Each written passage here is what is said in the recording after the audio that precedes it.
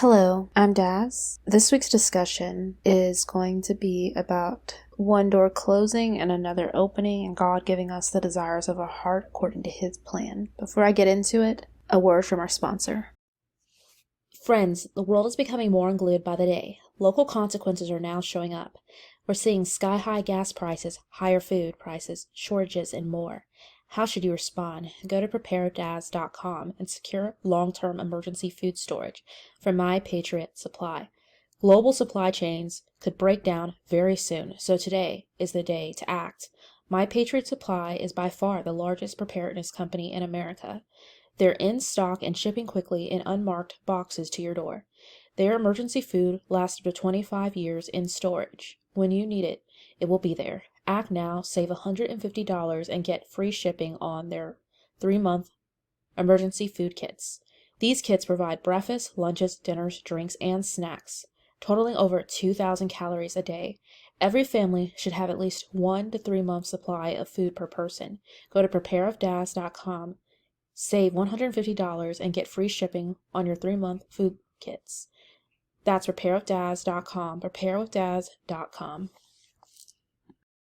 When I was in Maryland, or Baltimore I should say, I was at the hotel and I was just about to hit the button to catch an elevator when I noticed one was not quite closed yet. So instinctively I thought about trying to hop in it, but it was shutting in my face, and before I could hit the button, another one opened up right away.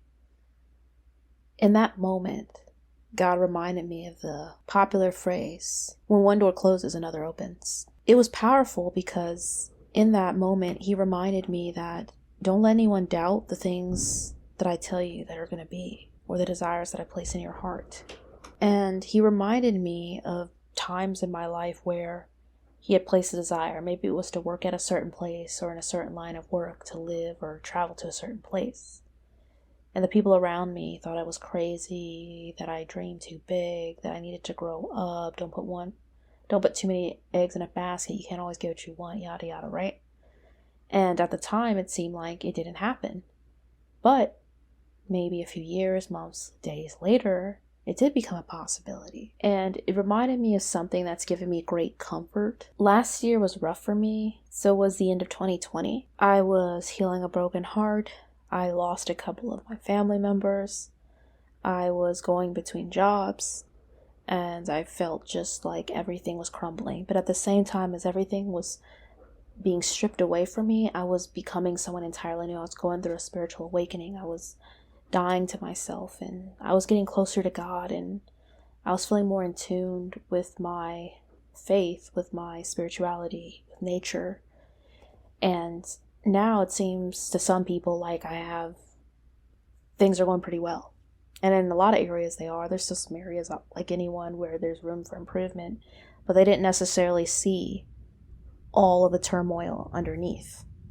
And with that being said, for instance, some people like to say things like, well, I guess it just wasn't meant to be. You should just move on, get over it, yada yada, right? But truth is, maybe the reason why that desire, that passion, that love of something or someone won't die is because it is meant to be, just not right now. Sometimes the timing is wrong. Sometimes you're not ready for it, or it's not ready for you. For instance, if this is a love story and there are two people that meet, but it's the wrong timing, they may break up, go their separate ways. But maybe it's because both of them aren't ready to be together yet. There are lessons they need to learn. Sometimes there's even relationships or people they need to meet to understand and appreciate each other. And it doesn't mean necessarily dating other people, though that could be the case. It could even be mentorship, friends. Maybe one needs to grow in faith or find faith, or to be more financially or emotionally or physically secure in an area.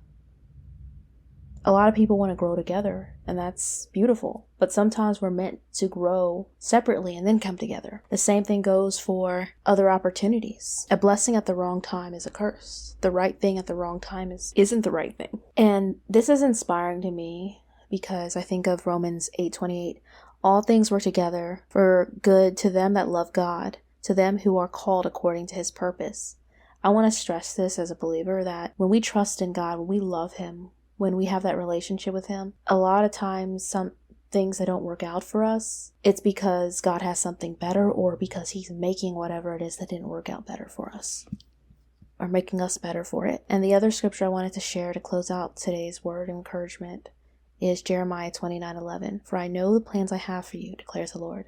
Plans to prosper you and not to harm you, and plans to give you hope and a future. And also Psalms 37:4. Delight yourself in the Lord, and he shall give you the desires of your heart. If we really trust in him and we continue to do the right thing, even when it's painful, even we can't see the light at the end of the tunnel, even when our heart is broken, he is near to the brokenhearted. He's the comforter. Things will work out, even when the world around us is falling apart. I hope that you found this message encouraging to your daily walk, and I will talk to you tomorrow night in the live stream. I know it's been long overdue for the last couple of weeks. We're going to talk about everything from mirrors, birds, as well as this word of encouragement, anything else you want to discuss. So hang tight tomorrow at 8 p.m. Central Standard Time.